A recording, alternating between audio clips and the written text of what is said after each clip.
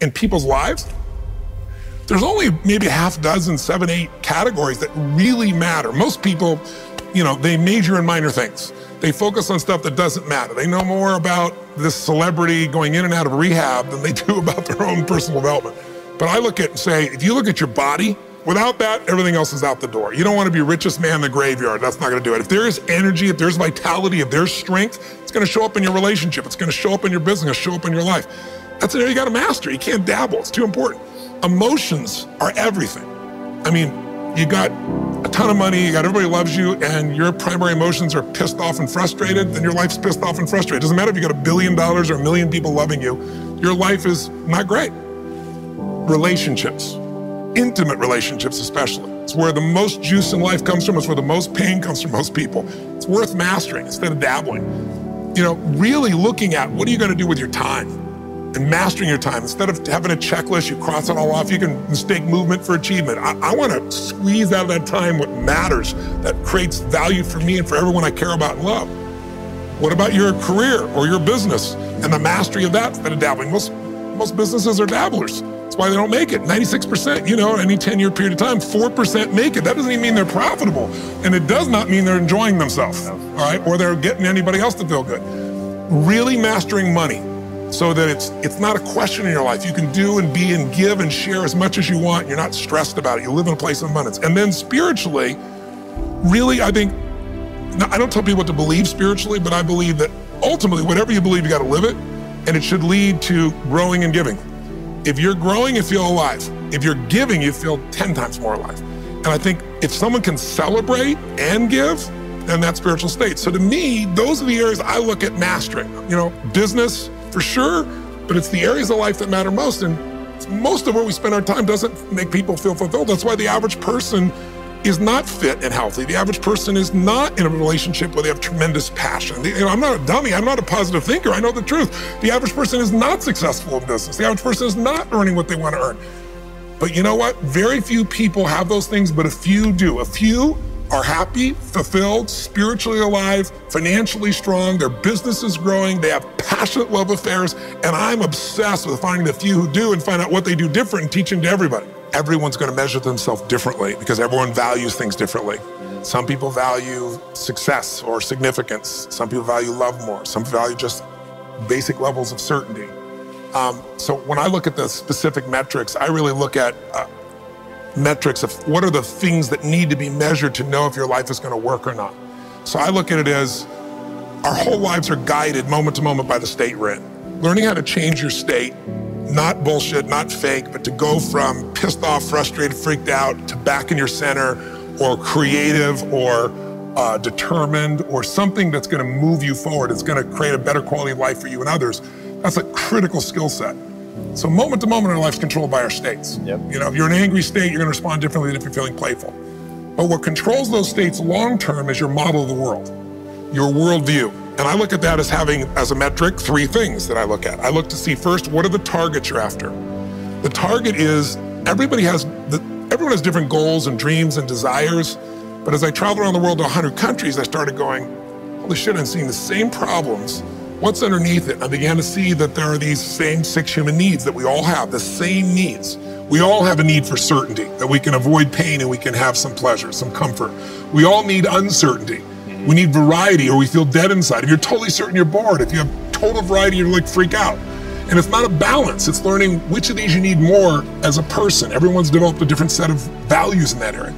The need for significance, to feel unique, special, important, the need to feel loved, the need to grow, and the need to contribute. Some people value certainty at the top of their list. That's their center of their target. I don't want to do anything unless I know it's going to work. I don't want to do anything unless it's the same. If you change anything, they freak out. If certainty is the #1 thing on your list, everyone has the same needs, but if it's #1, I know how your life's going to be. I can predict the direction of your life and therefore the destination to some extent. If you're driven by love first, you want certainty too, but love is higher, you're going to behave very differently than if you're driven by significance. I have to be the one. So I look to see which of those needs are the top 2 on your list because they control your life. Yep. The 2 that most people have, 90% of the planet, if you said, of all these needs, which one do you really focus on most day to day? Everybody wants love, but what do you focus on? Most people focus on being significant. We live in a Facebook world where people fake their life, put new filters, make it look different than it really is, tell stories that, you know, are totally full of it to make themselves look good.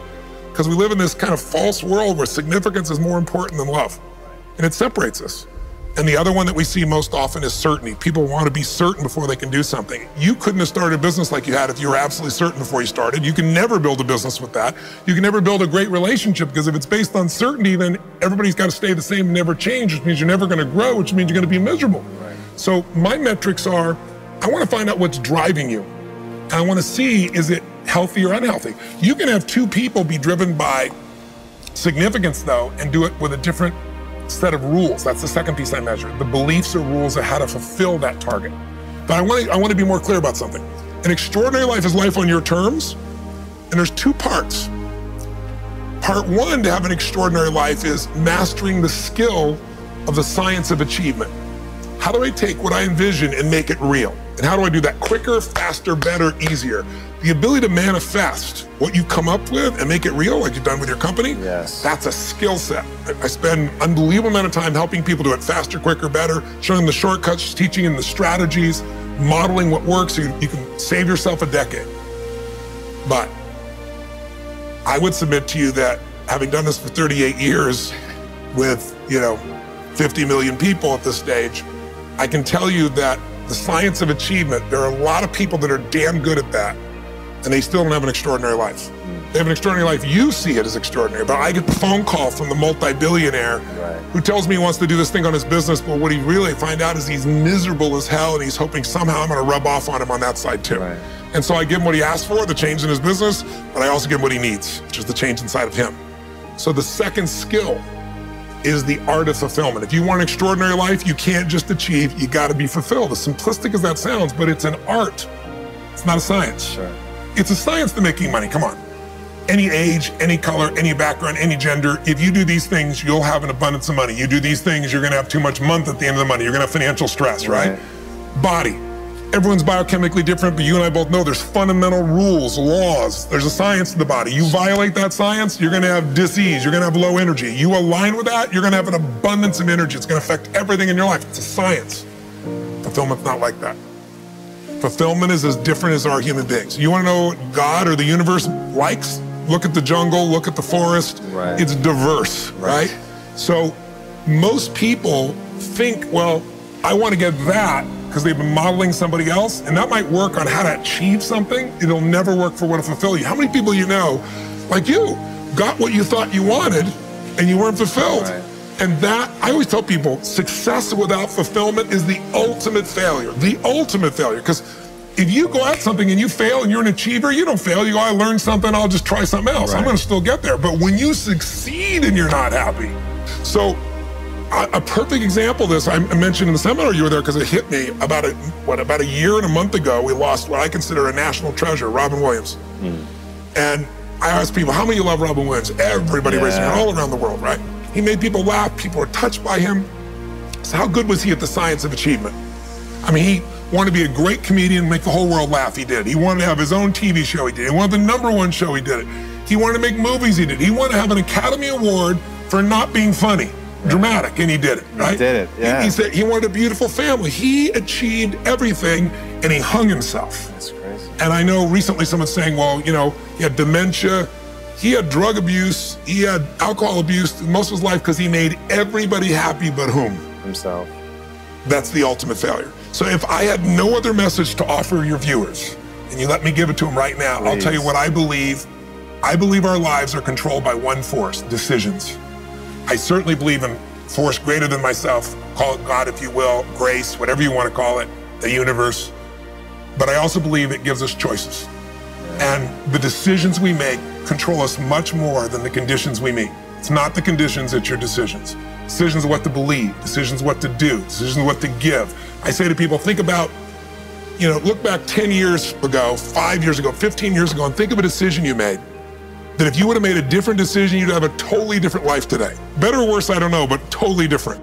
The most important decision you can make above any on the face of the earth is deciding that no matter what happens in your life, no matter what happens, you're gonna live in a beautiful state. The decision to say, I am not going to suffer. That if suffering arises, pain's one thing, suffering's another. Suffering is when you're like, suffering could be worry, it could be anger, it could be frustration. It's anything that takes you out of a beautiful state. And here's what people don't get. You can end suffering by stop focusing on yourself and focus on something you want to serve greater than yourself. Your children, your wife, your mission, your life.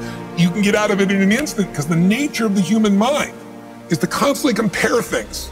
Your mind, your brain is a 2 million year old device, and it is not designed to make you happy. It's designed to make you, it's designed to make you survive. Right. And that's why it's always looking for what's wrong. But it used to be what's wrong, a saber-toothed tiger, so I can protect myself. Now people are worried about what people think about them, or do they have enough money?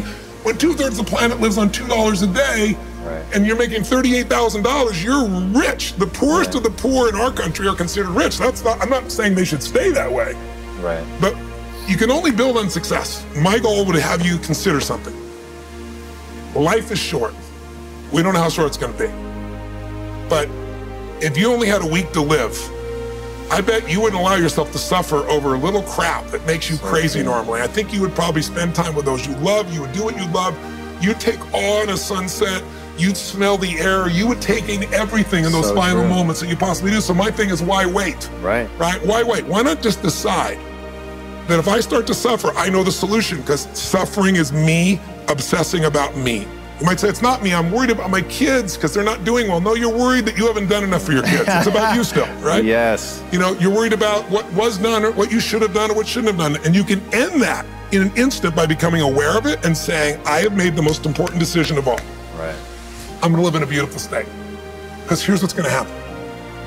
Anybody watching, you may lose a family member, you probably will. Somebody may get cancer. Your business may, the government might change the rules. They might change things radically that you can't even do anything about it. You might go bankrupt. You might get divorced. I'm not saying anybody will, but no one knows what's going to really happen in your life. Life's full of uncertainty, but here's what you can know.